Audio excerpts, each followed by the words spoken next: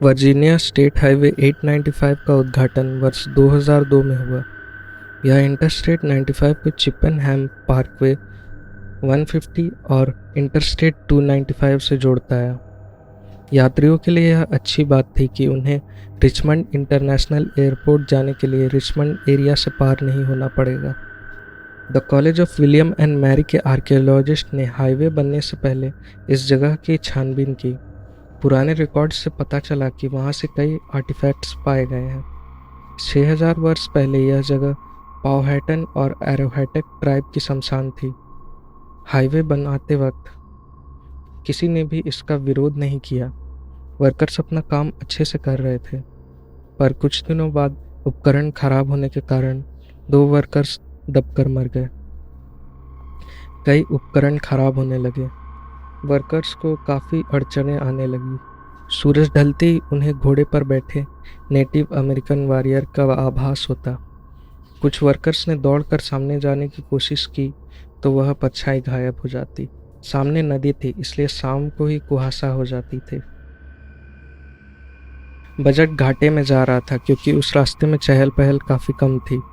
Toll plaza बनाने की मांग हो रही थी, पर उसकी भी डिमांड कम थी।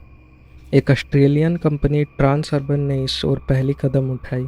उसने वर्जीनिया डिपार्टमेंट से टोल रोड को 99 साल के लिए किराए पर खरीद लिया, पर स्थिति अब भी वही थी। कंपनी लॉस में चलने लगी। ट्रक ड्राइवर सैम इसी हाईवे से गुजर रहा था। ढलते हुए सूरज को देखकर वह अपने धुन में गाड़ी चला रहा था।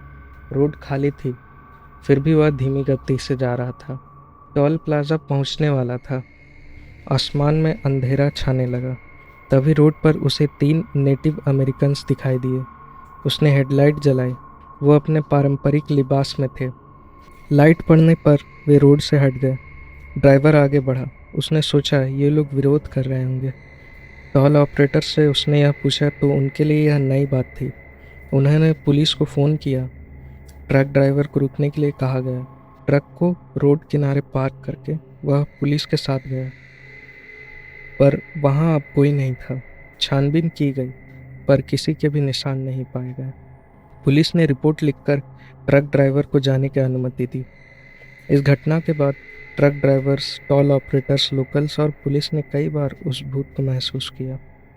पुलिस ने कई बार उन तक पहुंचने की कोशिश की, पर हमेशा नाकाम रहते। वह आकृति हमेशा गायब हो जाती। वर्जीनिया स्टेट पुलिस की कॉरिन जिलर ने 3 बार अजीबोगरीब परिस्थितियां महसूस की थी। आदिवासी कबीलों की हुह हुह की आवाज़ें आ रही थी। कॉरिन ने पुष्टि की कि यह दर्जन भर से ज़्यादा लोगों की आवाज़ थी। वो जब भी आवाज़ की दिशा में जाती, आवाज़ें कहीं और से आने लगती। टॉल ऑपरेटर्स भी पैरानॉर्मल एक्टिविटीज़ से परेशान थे। उनके उपकरण और सामान हवा में उड़ने लगते और कुछ कुछ खराब हो जाते। बिना पैर वाली परछाएं उन्हें दौड़ती दिखाई देती। टॉल ऑपरेटर्स ज़्यादा दिन नहीं टिक पाते और काम छोड़ देते। इन सभी घटनाओं को सुनने के बाद पैरानॉर्मल इन्वेस्टिगेटर्स की भीड़ लग गई। एक पैरानॉर्मल इन्वेस्टिगेटर ने एल्गोनक्विन भाषा में सियांस किया।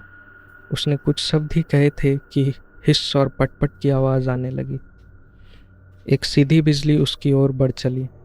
सामने टीले से टकराकर धरती फटी। उसमें से ग्रेट वाइट वुल्फ की स्पिरिट निकली, जो दफन हुए शव की निगरानी करते हैं। पैरानॉर्मल इन्वेस्टिगेटर उससे माफ़ी मांगकर वापस लौट गया। रोड बनने के बाद उसी हाईवे में एक एक्सीडेंट हुआ था। यह ड्राइवर के कारण हुआ था या भूतों के कारण, यह तो कभी पता नहीं चलेगा, पर यह तय है कि उस आत्मा को शांति नहीं मिली। वह कार रात में दिखती, तेज़ रफ्तार में टॉल प्लाजा की ओर जाते हुए और टकराने से ठीक पहले गायब हो जाती। कभी कभी कार पार भी हो जाती है। कुछ लोग इसे देख पाते तो कुछ नहीं। टॉल ऑपरेटर्स ने कई बार कार को पार होते हुए महसूस किया है। टॉल प्लाजा से कुछ दूर लेक पिकनिक ग्राउंड से इसके मालिक रॉन हदाद ने कभी कोई आत्मा यहाँ नहीं देखी, पर उनकी माँ ने हमेशा से यह बताया है कि पास के जंगल से हुह हुंकार की आवाज़ें आती थी। नेटिव लोकल चीफ ने भी रॉन को बताया था कि यहाँ कई आत्माएं हैं।